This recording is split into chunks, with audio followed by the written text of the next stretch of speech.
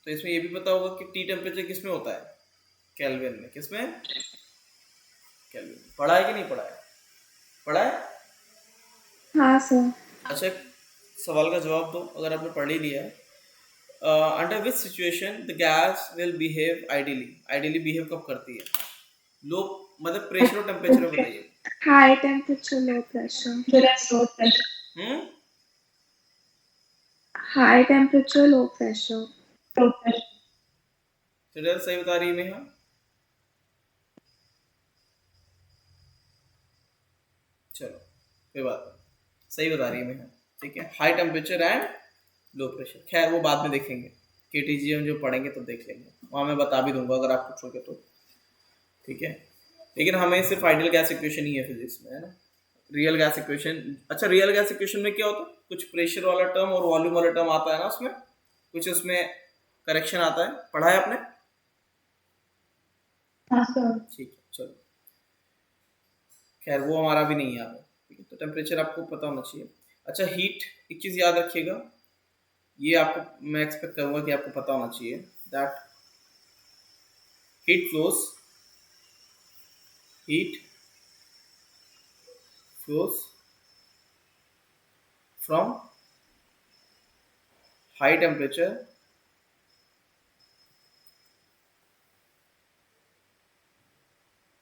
Temperature to low temperature.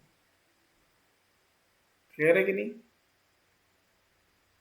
ठीक है, is it clear? इसको नेक्स्ट स्लाइड पे नोट कर लेंगे।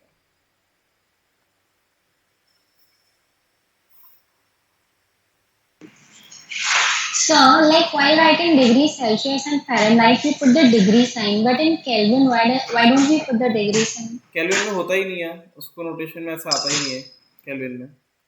But क्यों sir? Like degree, like Celsius and Fahrenheit के लिए we use degree, but why not for Kelvin? Kelvin में डिग्री का साइन नहीं आता है, बस इतना ही है। बाकी मुझे मतलब इसका कुछ अलग से आप पूछ रहे हो तो मतलब मुझे सच में मैंने कभी ये सोचा ही नहीं है, और आपने जैसे कुछ किया सर उस पर क्यों नहीं है, इसलिए इसका आंसर मेरे पास तो नहीं है, बस हाँ नोटेशन में नहीं आता है। ठीक है, फिर Okay, भी sir. अगर आप ऐसा कुछ पूछ रहे हो तो मैं पता करके बताऊंगा आपको, है ना, क्योंकि काफ़ी मतलब अच्छा है आपके दिमाग में क्वेश्चन आया। ठीक है, कि उस पर डिग्री का साइन क्यों नहीं है ना। ठीक है, हाँ sir. आगे बढ़े।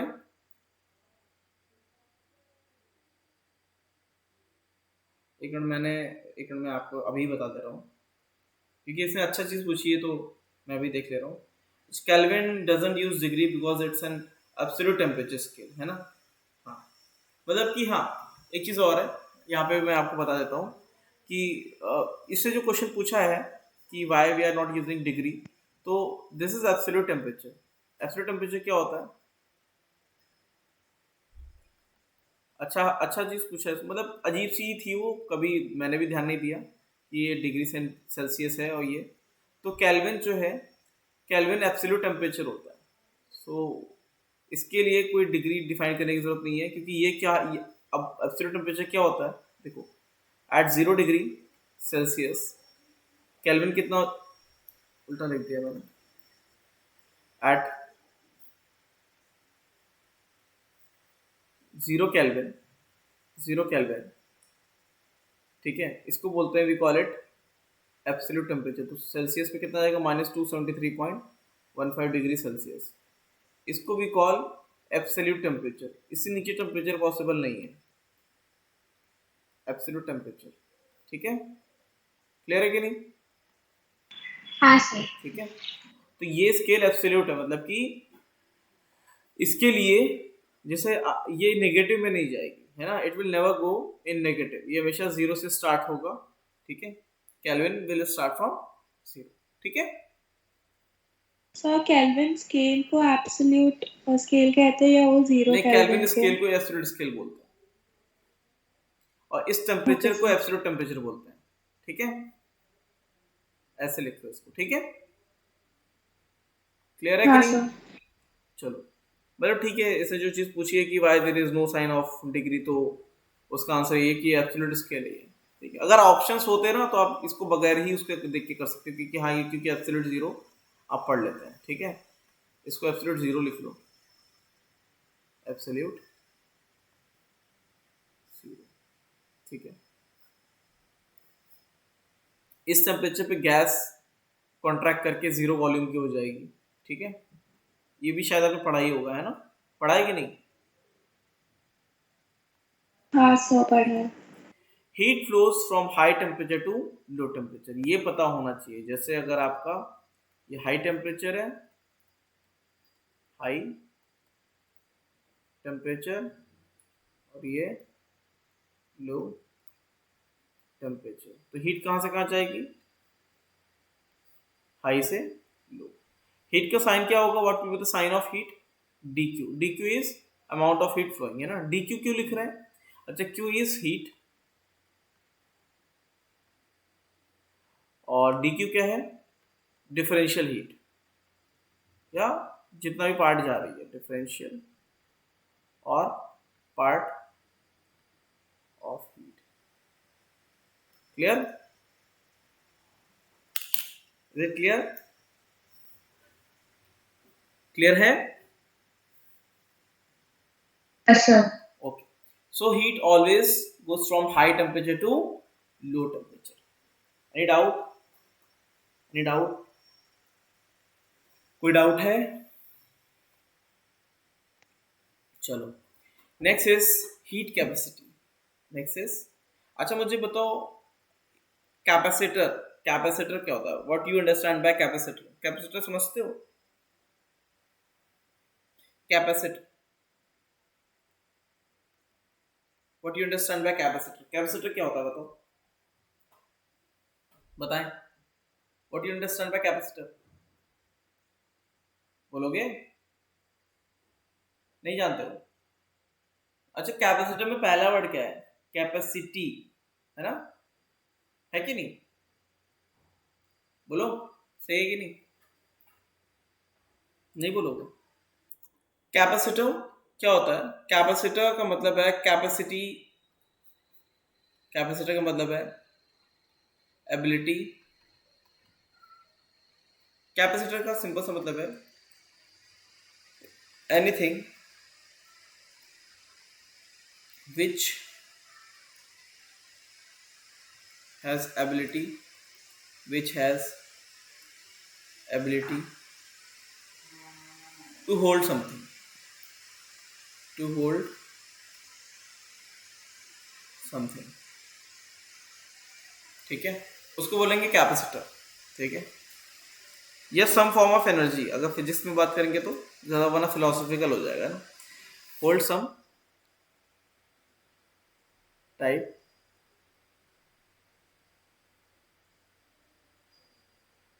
We call it capacitor.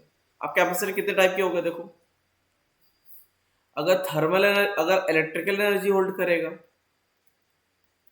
Electrical capacitor, वो क्या यूज होल्ड करेगा, इलेक्ट्रिकल एनर्जी होल्ड्स, ये स्टोर कर लेगा, stores electrical energy, electrical energy, just like batteries, battery में एनर्जी स्टोर हो जाती है। अभी जानबूझकर मैं बैटरी करके पढ़ा रहा हूँ, क्योंकि बैटरी में एनर्जी स्टोर होता है कि नहीं होता, हो जाता है ना, है कि नहीं, क्लियर। सर डेफिनेशन में एनी ऑब्जेक्ट होगा ना, क्या बेटा, डेफिनेशन में any object which has the ability, आपकी आवाज नहीं आ रहा है, any object which has the ability to hold some types of energy, some types of energy, है ना। Electrical capacitor holds electrical energy, है ना, ऑल्दो उसमें केमिकल एनर्जी होता है that will get convert into electrical energy, लेकिन it hold some part of energy, मतलब energy को किसी फॉर्म में वो स्टोर कर लेगा। क्लियर है, is it clear. Yes sir. अब इन द सेम वे जो हम पढ़ चुके उसकी बात करते हैं, स्प्रिंग।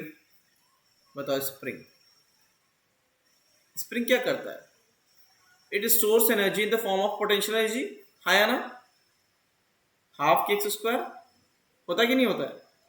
तो ये क्या है? Potential energy.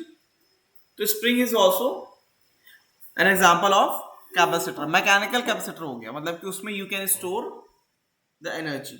ठीक है, अब और क्या एग्जाम्पल हो सकता है?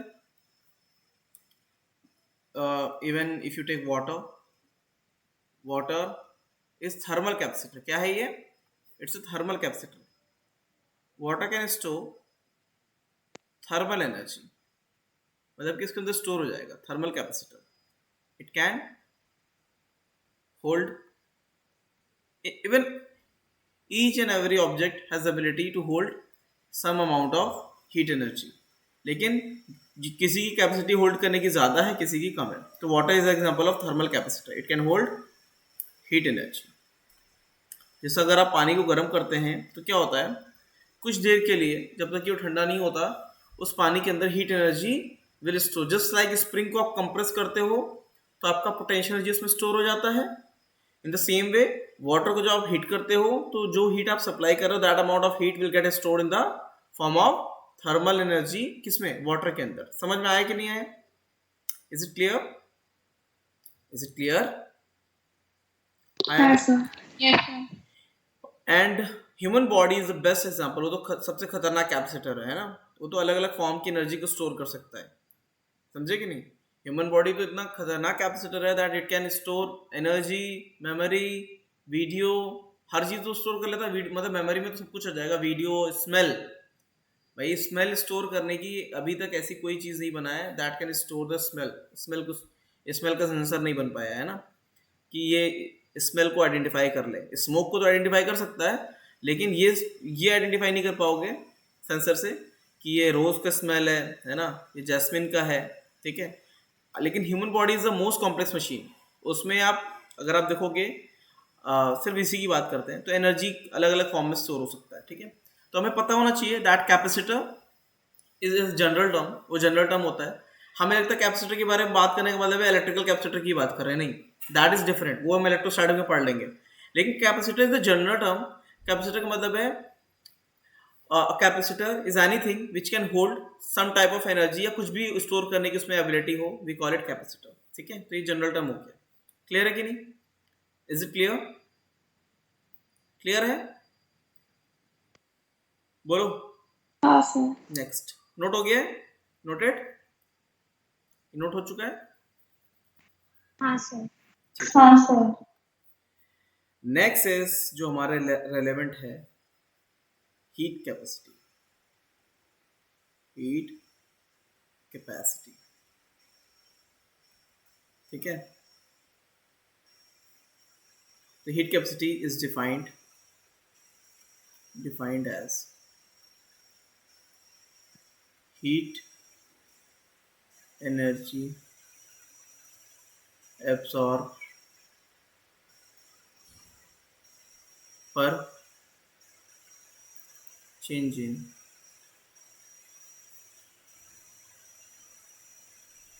temperature. So that means that is defined as C is equals to dq energy stored upon में dt. dq energy stored upon में dt. So this is the heat energy. This is change in temperature. अच्छा, change in temperature doesn't matter whether you take in Celsius or in Kelvin, because when you take the change तो 273.15 वाला जो term है ना वो eliminate हो जाता है। लेकिन फ़ारेनहाइट भी नहीं देना है, इधर you can take in Celsius और in Kelvin. Change in temperature you can take in Kelvin और इन डिग्री सेल्सियस ओनली। ठीक है, and C is heat capacity. C is heat capacity. Clear है कि नहीं? Is it clear? वाटर का heat capacity बहुत अच्छा होता है, काफ़ी अच्छा है। ठीक है, और आपने देखा होगा अर्थ जो है, अर्थ का 70% portion is covered by ocean. Ocean से कवर्ड है कि नहीं? है कि नहीं? 70% portion is covered with ocean. So because of this उसका हीट कैपेसिटी इतना अच्छा हो जाता है पूरे अर्थ का कि उसका टेम्परेचर चेंज ज़्यादा नहीं होगा। अगर नाइट में देखोगे, अगर if you talk about average temperature, तो 10 डिग्री सेल्सियस नाइट का, तो दिन का कितना होगा 25 डिग्री सेल्सियस। वही अगर आप if you go to Mars, तो मार्स में दिन में कितना, रात में कितना हो जाएगा -100 डिग्री, और रात में 200 डिग्री। ये नाइट है, ये डे है, ठीक है। तो इतना एक्सट्रीम टेम्परेचर हो जाता है, ठीक है। जिसका हीट कैपेसिटी ज़्यादा होगा उसका टेम्परेचर चेंज कम से कम आएगा। वो आपको धीरे धीरे समझ में आ जाएगा ऐसा क्यों होता है, ठीक है। So because of large amount of water body present on earth, ठीक है, huge amount of water body present on earth का टेम्परेचर रेंज मॉडरेट रहता है। ये आपको पता होना चाहिए, बेसिक है, लेकिन क्यों होगा वो भी हम देख लेंगे, ठीक है। So heat but cap sir ऐसी कितनी जगह है अर्थ पे जहाँ पे ड्रास्टिक टेम्परेचर चेंजेस होती हैं? जहाँ पे ड्रास्टिक टेम्परेचर चेंजेस होती हैं। That must be desert. Coastal area में नहीं होगा। जैसे अगर आप मुंबई में हो, तो मुंबई में आपको बहुत ज़्यादा टेम्परेचर डिफरेंस नहीं दिखेगा, ठीक है। देखो मैं आपको एग्जांपल बताता हूँ। अगर आप कभी डेजर्ट में गए हो, ठीक है, और कोस्टल एरिया में तो आप रहते ही हो, ठीक है, तो देखो कोस्टल एरिया में दिन और रात का टेम्परेचर जो है उसमें ज़्यादा डिफरेंस नहीं होता, ठीक है। फील करते हो ना भाई, दिन में और रात में टेम्परेचर में बहुत ज़्यादा डिफरेंस तो नहीं होता ना। लेकिन if you go to desert में अगर आप जाओगे तो दिन में एक्सट्रीम टेम्परेचर होगा और रात में एक्सट्रीमली कोल्ड, है ना। दिन में एक्सट्रीमली हॉट और रात में एक्सट्रीमली कोल्ड। तो वहाँ पे ड्रास्टिक चेंज इसलिए आता है क्योंकि डेजर्ट में जो सैंड होगा उसका हीट कैपेसिटी बहुत कम होता है। कोस्टल एरिया में आप वाटर बॉडी के पास में हो, हीट कैपेसिटी ज़्यादा है, इसलिए वहाँ पे ज़्यादा चेंज नहीं आएगा टेम्परेचर का, लेकिन डेजर्ट में आएगा। समझ गए? क्लियर है कि नहीं? हाँ सर। ठीक है। अभी हम पोल्स की बात नहीं कर रहे हैं ना, we are not going to poles. Poles का तो अलग सीन है क्योंकि वहाँ पे सनलाइट नहीं पहुंचेगा तो वहाँ पे हीट एनर्जी नहीं पहुंचती है ना। वे टॉपिक अबाउट किसका, मतलब हम ट्रॉपिक ऑफ कैंसर के ऊपर और आर्कटिक सर्कल के नीचे की बात कर रहे हैं ना, ठीक है। क्लियर है कि नहीं? Is it clear? हाँ सर।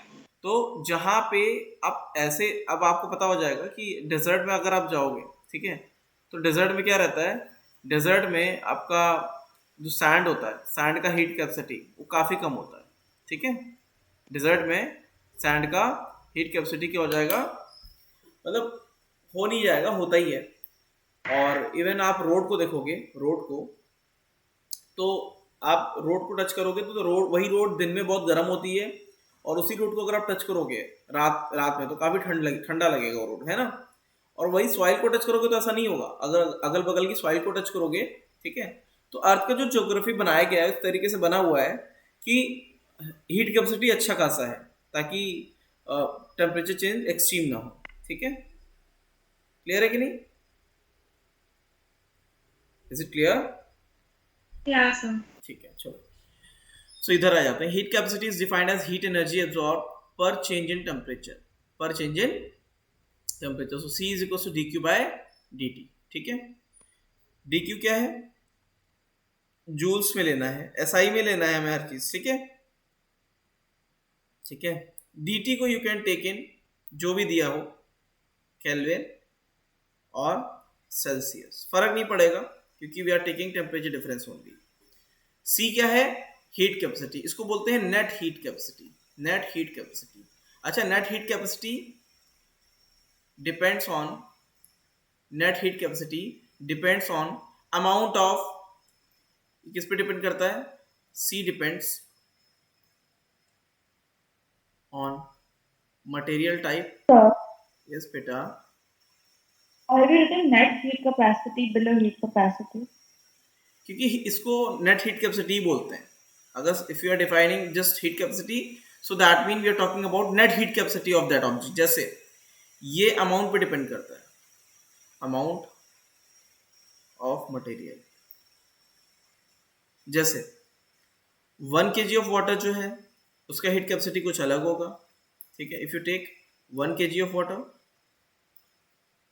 तो वो ज़्यादा एनर्जी स्टोर करेगा या कम करेगा, लेकिन compare to 5 kg of water ज़्यादा कौन स्टोर करेगा, विच वन, 5 kg, है ना। ठीक है। सो इट डिपेंड्स, जैसे C5 है, ये C1 है, तो क्या हो जाएगा, C5 is greater than C1, क्योंकि उसका अमाउंट ज़्यादा है। क्लियर है? इज इट हाँ क्लियर? सर ठीक है। ठीक है, इसलिए मैंने बोला नेट हीट कैपेसिटी। ठीक है, इसके बाद आएगा specific heat capacity, that is per unit mass, है ना। तो मास डिपेंडेंट नहीं होगा वो, अभी हम आगे देखेंगे, सो पहले से नोट करो। ठीक है, इससे पहले नोट करो। और sir heat capacity is amount of material depends on, ये लिखा तो है देखो, ठीक है। ठीक है, ठीक है, मटेरियल के टाइप पे भी डिपेंड करेगा और उसके मास पे भी। ठीक है,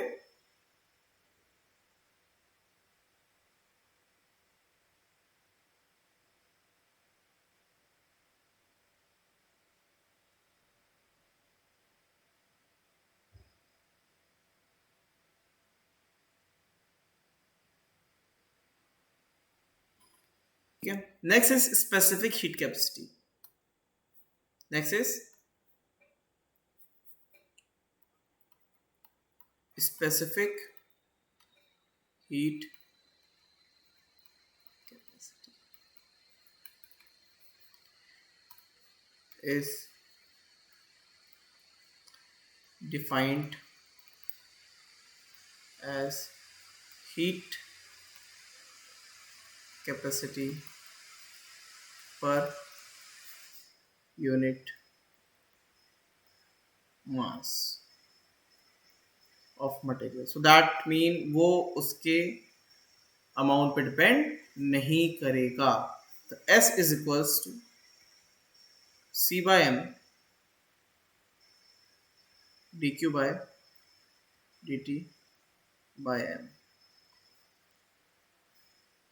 ठीक है, this is called specific heat capacity. Specific heat capacity, ठीक है। किस पे डिपेंड करता है?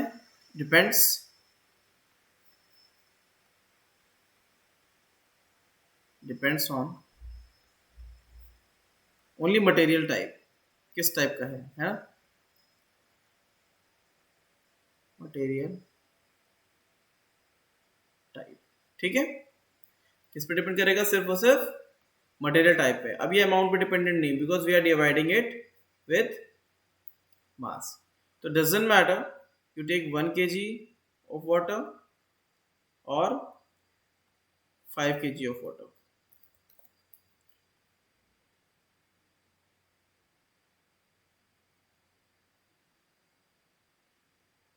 क्या हो जाएगा? Heat capacity of water will be equals to of water. तो ये बराबर ही होगा ना, चाहे आप कितना भी ले लो, 1 kg लो या 5 kg, उसका स्पेसिफिक हीट कैपेसिटी जो है that will be same. Clear?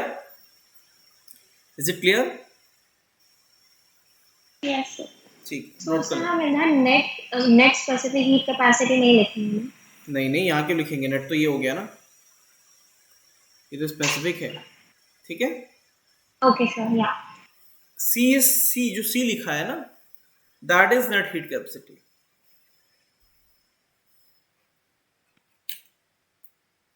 ये वाला,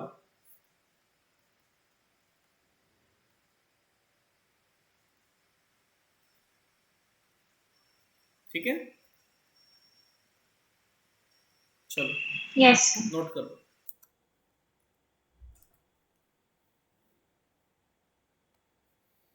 सो that's all about heat capacity. Heat capacity समझ में आ गया कि नहीं आ गया? कोई दिक्कत तो नहीं है? अच्छा, इसका एसआई यूनिट क्या रहेगा वो नोट कर लीजिएगा। सी का क्या रहेगा? सी रहेगा जूल्स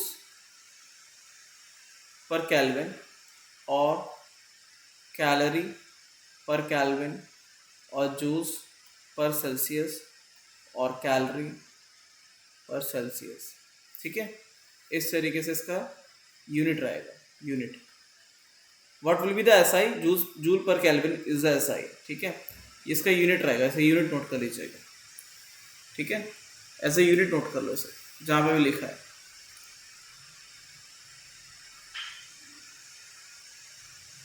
कर लिया?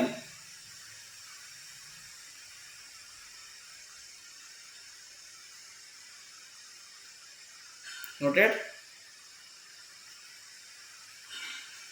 बोलो बेटा, हो गया? इसमें क्या होगा, what will be the unit? इसका यूनिट क्या आएगा? सेम, जूल पर केल्विन, लेकिन इसके साथ मास भी आ जाएगा, पर केल्विन पर केजी। ठीक है, क्लियर है कि नहीं? अब इसको कंफ्यूजन में आएगा तो इसको you have to write joule per kelvin per KG और joule per Celsius per KG और calorie per kelvin per KG और calorie per Celsius per KG. Gram में भी हो सकता है ना, वो ग्राम में भी हो सकता है। ठीक है, केजी की जगह ग्राम भी हो सकता है। ठीक है, तो कई सारे हो सकता है, लेकिन ऐसा ही है, this one is the SI, joule per kelvin per KG. ठीक है, पर केजी कैसे आया? मास से डिवाइड किया, उससे आया। ठीक है, I'm kg together because it look like kilo kg, you know. KG मतलब वो प्रीफिक्स होता है ना, किलो मेगा गीगा, या इसके लिए आपने स्किप कर लेना। फॉर के केस और केल्विन। ओके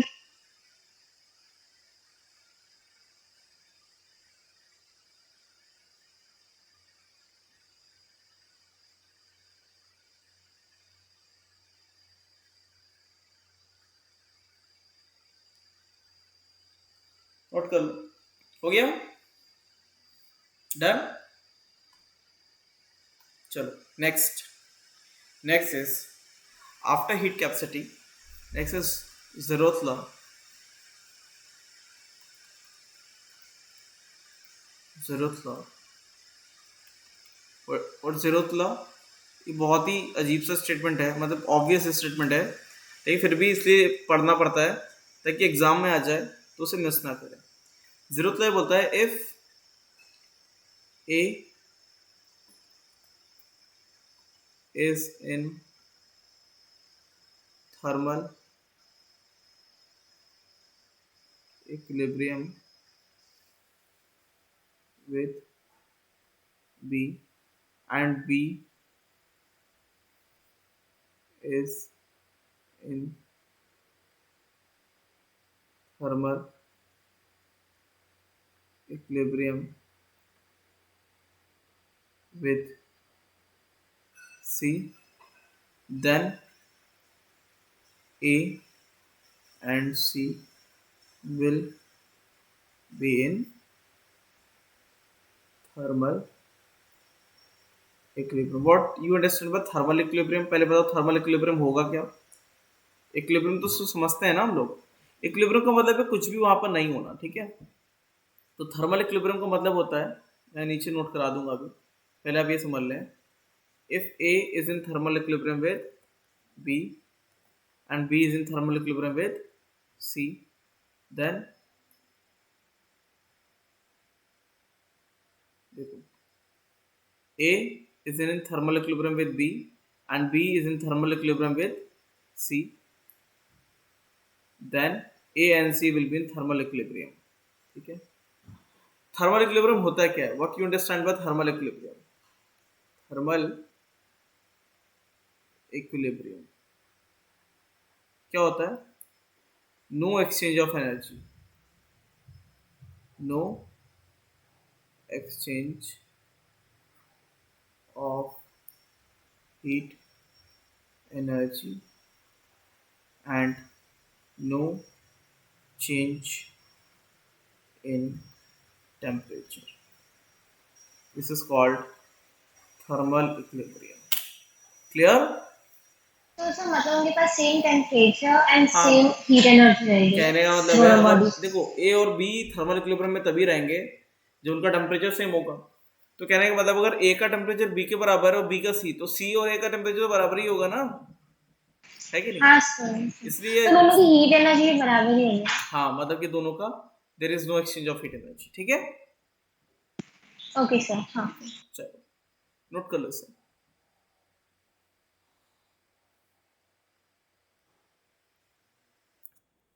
चलो नेक्स्ट। अब इसमें केसेस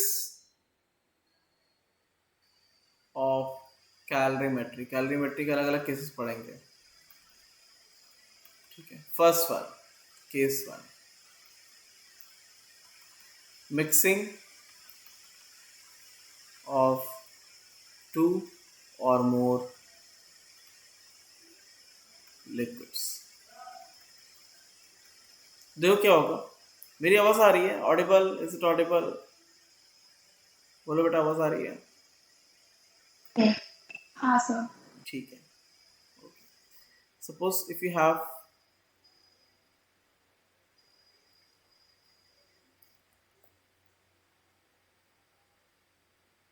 टू कंटेनर, दो कंटेनर हैं,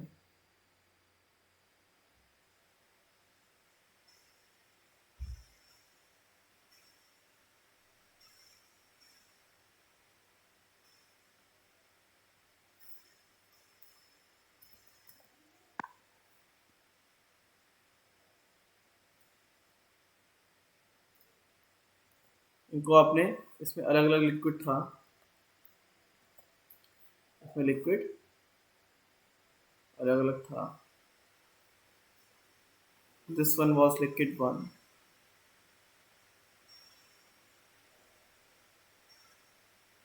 this one was liquid two, और मिलाने के बाद मिक्स हो गया यहाँ पर लिक्विड थ्री। ठीक है, तो यहाँ पे क्या किया, इन दोनों को मिक्स किया और ये बन गया। ठीक है, so this liquid is having mass m1, specific heat capacity S1 and initial temperature T1.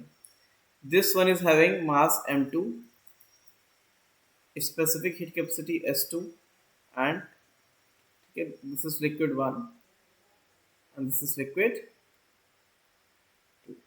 अब इन दोनों को मिक्स करेंगे, then you will reach to a final temperature. एक फाइनल टेम्परेचर पे आएगा ना, जैसे पता चला ये 20 डिग्री सेल्सियस पे है and this is 10 degree Celsius. इसका टेम्परेचर कुछ 10 से लेके 20 के बीच में आएगा ना, आया ना?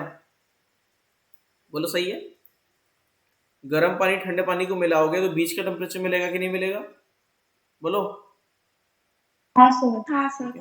तो M1 S1 TF और M2 S2 TF। तो एक्चुअल में यहाँ पे क्या होगा, इसके पास का जो एनर्जी है that U1 energy, internal energy, इसका U2 is equal to U final, और कुछ नहीं। क्या हो जाएगा, M1 S1 T1 plus M2 S2 T2 that is equal to M1 S1 TF plus M2 S2 TF। Clear है कि नहीं? Is it clear? ये आएगा। ठीक है, क्लियर है? Is it clear? हाँ सर। चलो नोट करो, तो कहीं नोट कर लेना, this is the final temperature. ठीक है, So U1, U2 and UF are the potential energies. Thermal energies, Okay. वही पोटेंशियल एनर्जी है, वही पोटेंशियल एनर्जी है। ठीक है,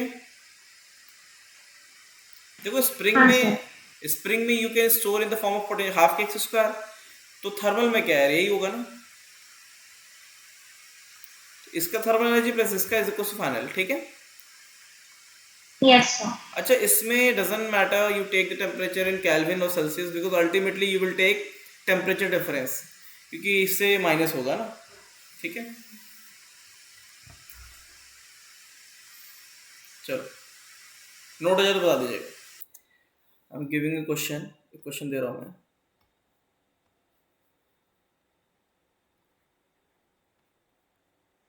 if liquid A and B are mixed together having equal mass,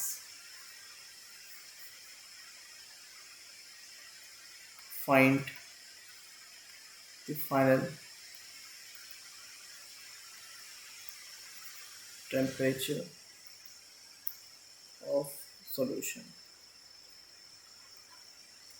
Given heat capacity of A is given 4s, Sp is given 2s, initial temperature of A is 5T and Sp is T. Masses तो बराबर है.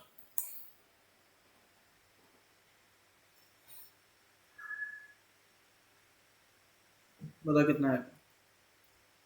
चलो नेहा आपका भी यही आ रहा है. हाँ सर. देखो m a is equals to m b is equals to m, तो m s a t a plus m s b t b is equals to m s a t f plus m s b t f. So you can eliminate m.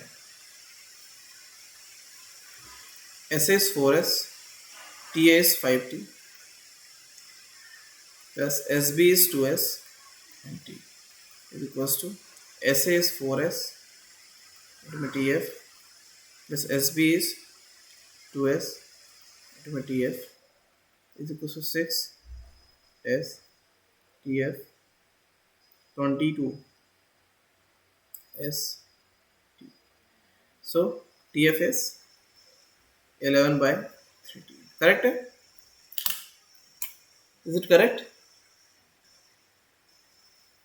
आपने क्या बताया था sir? 22/6 मैंने उसको reduce नहीं किया था. हाँ ठीक है दैट इज करेक्ट. क्लियर है? मुश्किल तो नहीं है. बोलो. सर ठीक है. तो इतना समझ में आया आपको. केस 1 तो समझ में आ गया ना. केस 2 मैं भी नहीं करा सकता. केस 2 तो 20 मिनट लेगा कम से कम. ठीक है. तो we will cover calorimetry in next lecture. Next lecture में हम इसे कवर करेंगे. ठीक है. तो आज यहीं तक रखेंगे.